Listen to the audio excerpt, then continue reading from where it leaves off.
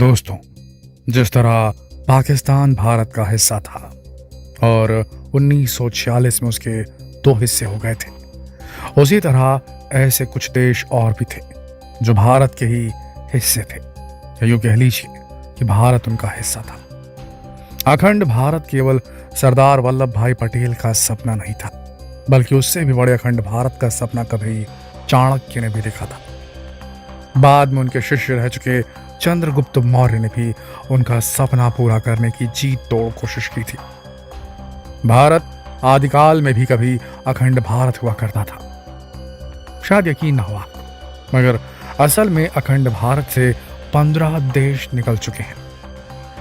हमेशा से ही भारत पर शासकों ने राज किया।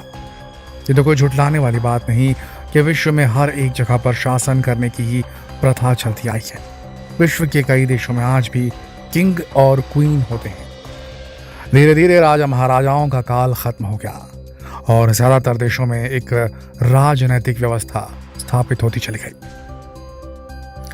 प्राचीन समय में भारत बहुत बड़ा था, इसमें कई देश शामिल थे। ये तो आपने भी सुना ही होगा कि माता सीता का जन्म स्थान नेपाल देश के अंतर्गत आता है, यानी ये दोनों देश भी कभी एक ही देश का हिस्सा हुआ करते थे।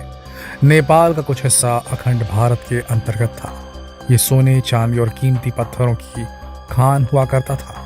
धीरे धीरे दूसरे देशों की नजर भारत पर पड़ी और उन्होंने उन लोगों को निशाना बनाना शुरू किया जो अपने राजा को धोखा देकर खुद राजा बनना चाहते थे, जो लालची थे।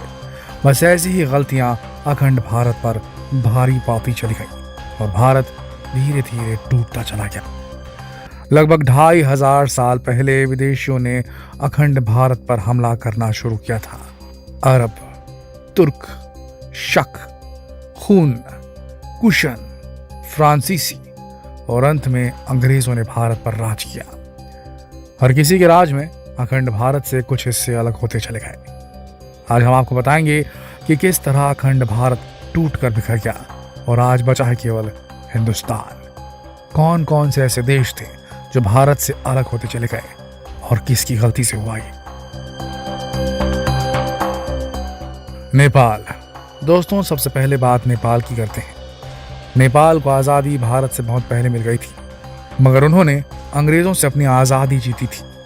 1765 में नेपाल में एकता की मुहिम शुरू होने से पहले, आज़ादी के उस विद्रोह से पहले, नेपाल को अलग खंड जोड़कर नेपाल बनाने से पहले नेपाल कहाँ था? उससे बहुत पहले से देवघर था। ये अखंड भारत का ही एक हिस्सा था। नेपाल के राजवंश और भारत के राजवंशों का गहरा आपसी रिश्ता रह चुका था। 250 ईसा पूर्व ये मौर्य साम्राज्य का हिस्सा था। 4वीं शताब्दी में ये गुप्त वंश का एक जनपद था। 7वीं शताब्दी में यहाँ तिब्बत का प्रभुत्व रहा। फिर 11वीं सदी में ठाकुरी वंश के राजाओं ने यहाँ राज किया। उसके बाद मल्ल वंश और फिर गोरखाओं ने राज किया। फिर गोरखा के राजा पृथ्वी नारायण शाह ने यहाँ 1765 में एकता आंदोलन छेड़ दिया, छोटे बड़े राज्यों को संगठित किया। उसी के बाद आज के नेपाल का जन्म हुआ था। फिर अंग्रेजों के खिलाफ लड़कर नेपाल ने अपनी आज़ादी पाई थी। दोस्तों, नेपाल में भी प्राचीन समय में संस्कृत भाषा में राजाओं को शिक्षा दी जाती थी, क्योंकि आदिकाल में भी नेपाल अखंड भारत का हिस्सा था। इससे प्रूफ होता है। अफगानिस्तान। गांधार और कंबोज के कुछ हिस्सों को मिलाकर अफगानिस्तान बना था और गांधार भारतवर्ष का हिस्सा था। ये तो आपने महाभारत में भी देखा या पढ़ा ही होगा। यहाँ हिंदू, पारसी और बौद्ध धर्म का भी प्रभाव रहा। सबसे पहले इस हिस्से पर, यानी जो आज का अफगानिस्तान है, उस पर सिकंदर ने हमला किया। फिर अरब, फिर तुर्क, फिर बाद में हिस्सा भी ब्रिटिश शासन के प्रभुत्व में आ गया। 18 अगस्त 1947 को अफगानिस्तान को आज़ादी मिली और ये भारत से हमेशा के लिए अलग हो गया। म्यांमार। इसका नाम भी पहले बर्मा हुआ करता था। सम्राट अशोक के काल में म्यांमार बौद्ध धर्म और संस्कृति का पूर्वी केंद्र बना। देश ब्रिटिश शासन के अधीन भी रहा। पहले इसे ब्रह्म देश बोला जाता था। ब्रह्मा, फिर म्यांमा और उससे म्यांमार निकला। यह भी भारत का हिस्सा था। इंडोनेशिया। आज ये विश्व का सबसे ज्यादा मुस्लिम आबादी वाला देश है, मगर ये भी कभी अखंड भारत का हिस्सा था। यहाँ के बाली द्वीप पर आज भी हिंदू धर्म को मानने वाले लोग रहते हैं। यहाँ प्रम्बानन मंदिर भी है, जिसकी स्थापना 9वीं शताब्दी में बताई जाती है। बाद में व्यापारियों के जरिए यहाँ इस्लाम धर्म का आगमन हुआ था। फिर ये नीदरलैंड के अधीन आ गया। 1945 में इस भूखंड को इंडोनेशिया के नाम से आजादी मिली थी। ईरान, यहाँ सबसे पहले भारत के आर्य जाकर बसे थे ऐसा माना जाता है। उन्होंने इसे आर्यन नाम दिया और उसी से निकला यह नाम ईरान। 7वीं शताब्दी में यहाँ अरबों ने कब्जा कर लिया। कहा जाता है कि यहाँ के आर्यों को भी मजबूरन इस्लाम में कन्वर्ट होना पड़ा था।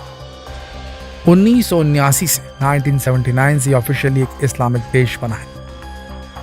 भूटान, दोस्तों भौगोलिक रूप से भारत से जुड़े हुए भूटान को अंग्रेजों ने सन 1907 में आजाद किया था, जबकि हिंदुस्तान पर तो अभी भी अंग्रेजों का राज था। 1947 में जब भारत आजाद हुआ, उसके 2 साल बाद भारत और भूटान के बाद एक फ्रेंडशिप ट्रीटी हुई। अंग्रेजों ने भूटान के जिन हिस्सों पर कब्जा किया था वो भी भारत ने उसी संधि के दौरान लौटा दिए थे। भूटान में आज बौद्ध धर्म के लोग सबसे ज्यादा हैं। कंबोडिया के इतिहास में चीनी ग्रंथों के साथ ही भारतीय ग्रंथों का भी वर्णन है। कंबोडिया की नींव आर्य देश के राजा कंबू स्वयंभुव ने डाली थी। इसे कंबोज कहा जाता था। यह कभी अखंड भारत के 16 जनपदों में से एक था। अभी भी कंबोज नाम की एक जाति भारत के कुछ राज्यों में रहती है। इस जाति में सिख, हिंदू और मुस्लिम भी शामिल है।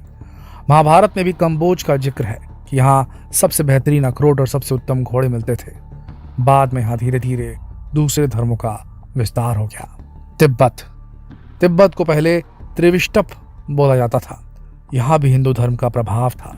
फिर यहाँ बौद्ध धर्म का प्रचार बढ़ा और लोगों ने बौद्ध धर्म को ही मानना शुरू कर दिया। ये भारत से ही सटा हुआ है।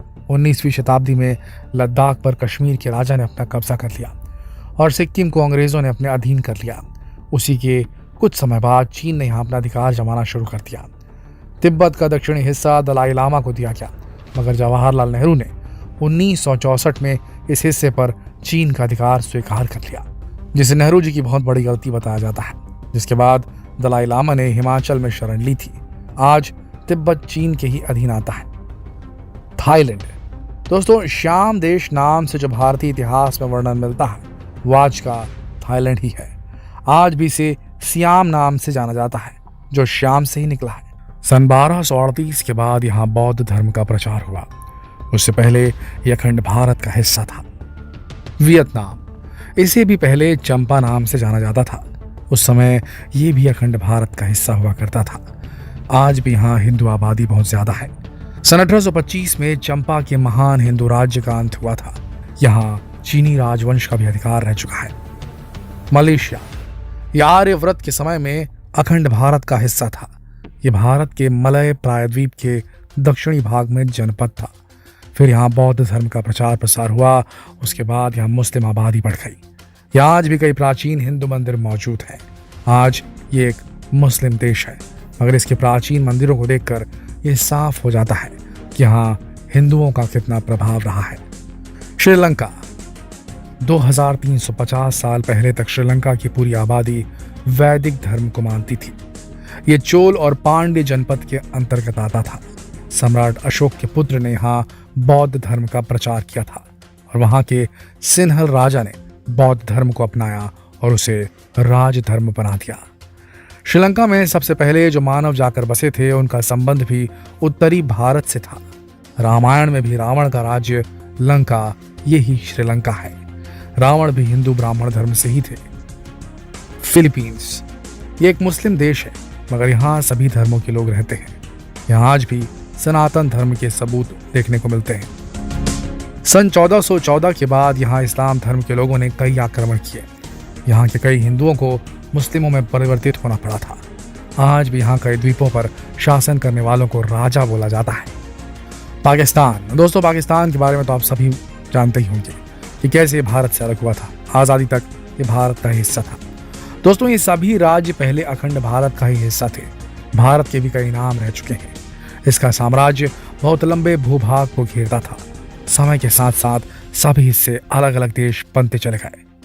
आपको ये वीडियो कैसी लगी कमेंट करके जरूर बताएं और जितना हो सके इस वीडियो को शेयर करें फेसबुक पर, व्हाट्सएप पर, यूट्यूब पर और लोगों से पूछें कि क्या कभी अखंड भारत वापस से एक हो पाएगा या कभी नहीं होगा।